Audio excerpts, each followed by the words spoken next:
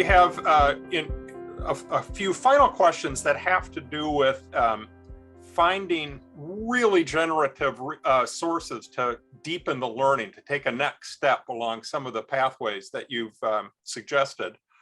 And it occurs to me, one person here says, and I'd really love to know, like, what reading is so compelling that it makes it onto that desk right behind you. Oh, goodness.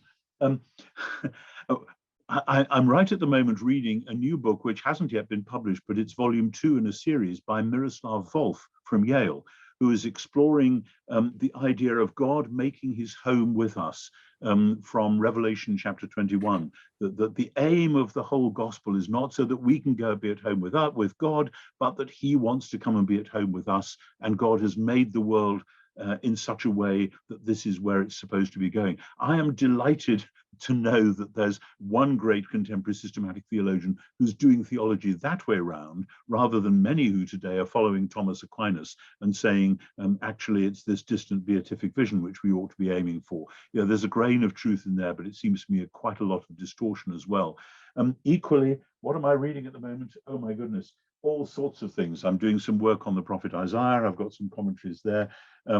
I've been thinking particularly about the whole question of Christianity and culture, following on from my Gifford lectures, which I mentioned already, history and eschatology, and particularly trying to work through what it really means to think about creation as temple, and then Jesus as the microcosm of new creation, and so on.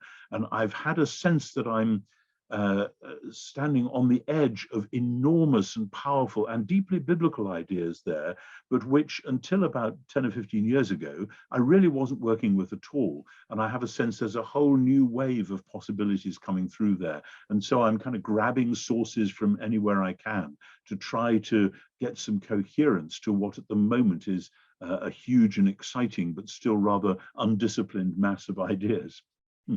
Are there people who've written about temple that have been especially influential for you? Well, I fell backwards into this really through works like Greg Beale's book, The Temple and the Church's Mission, John Walton's stuff on Genesis 1, but then there's a remarkable book edited by somebody called Morales, M-O-R-A-L-E-S. Can't even remember the name of it, but it's a collection of essays. John Levinson from Harvard, Creation and the Persistence of Evil. That is a remarkable book by a deep and devout Jewish scholar. Those would be for starters. Plenty more bibliography in chapter 5 of my book, History and Eschatology. Yeah, there's lots more to be said down those lines.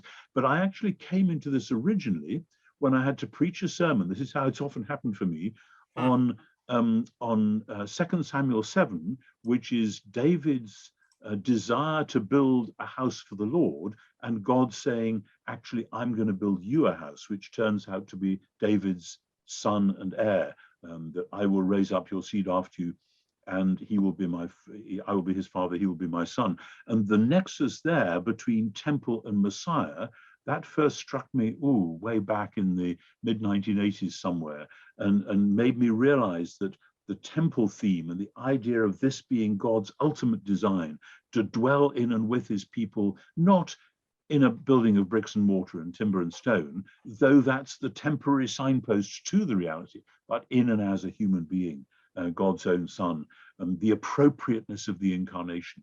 That's where it all began for me. And so then when I was living in Jerusalem in 1989, I was on sabbatical there, it just struck me again and again how extraordinary it was that the creator of the universe keeps saying in the Psalms that, do you know what, I've decided to come and live on that little hill just down the road there.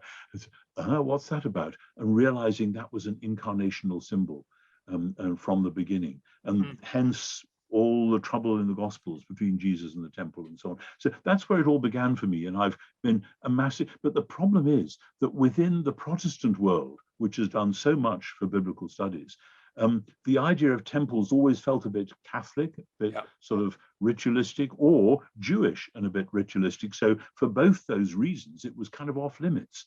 And we are now, I hope, engaging with a new time of maturity when we can say, no, this is God's world, God's scripture, God's reality, and it's all focused on Jesus and what's not to like.